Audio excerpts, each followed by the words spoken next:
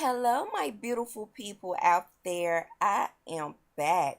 I decided to bring to you guys an updated version of how I create my African Black soap shampoo that I speak so highly of. For the most part, everything is the same, with the exception of I've included one additional oil. So, step one, let's get us some water boiling over the stove.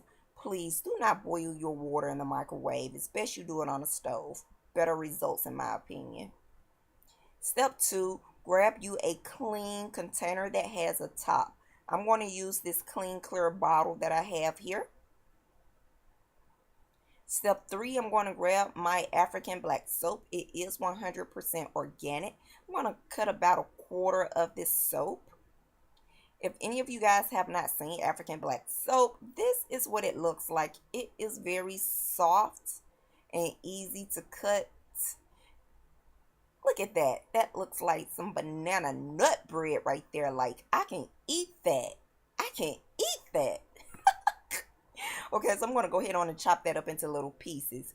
African Black soap serves as an antibacterial and an antifungal, so forth and so on. It also contains vitamin A and it contains vitamin E. This is going to help you for any scalp issues that you may suffer with. Step 4, we're going to take all of the soap that we've chopped and we're going to dump it over into the jar. This is probably one of the easiest parts of this process. Look like we got some chocolate up in there. Yeah, let's make some chocolate milk. I'm just kidding, y'all. So, step 5, what we're going to do is take our boiling hot water and pour it over into the jar. Now, I suggest you do this over a sink for safety precaution. For the sake of this video, I did not do that and I made a huge mess. So, don't make the type of mess that I made. Oh, yeah.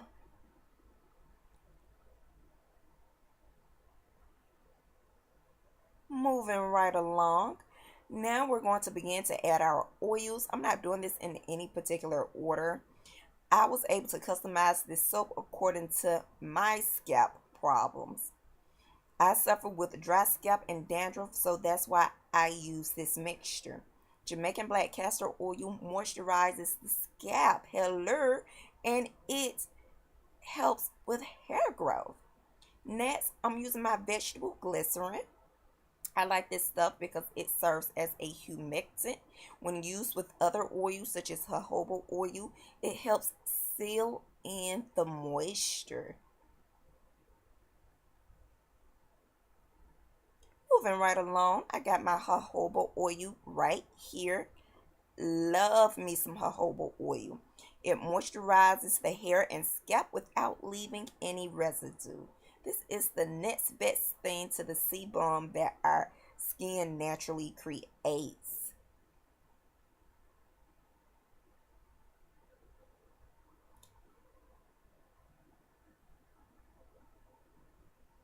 Now, if you would like for me to give specific amounts as to how much of what I use, let me know.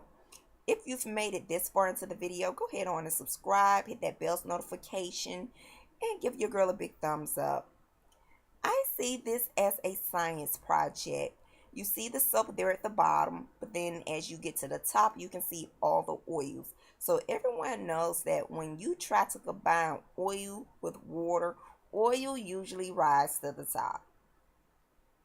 Let's get back to business. I'm going to follow up with my tea tree oil. You guys know I love tea tree oil. It helps unclog the hair follicles and nourish your roots. Again, if you suffer with dandruff, tea tree oil will be very beneficial with helping you with that issue. Hello. Next, I have my peppermint oil. This is something new that I'm adding to the mix. The reason I decided to go with peppermint oil because one, it smells amazing. Two, it's going to stimulate your scalp and increase blood flow, which will help contribute to hair growth. So we're going to add some of this into the mix, baby.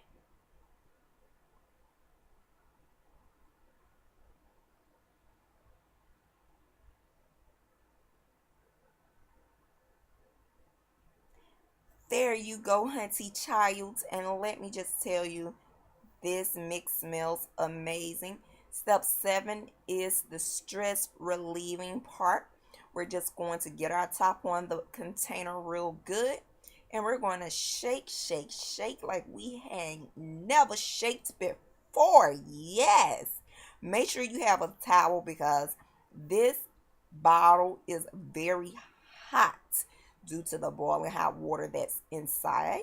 I want to get everything combined and mixed.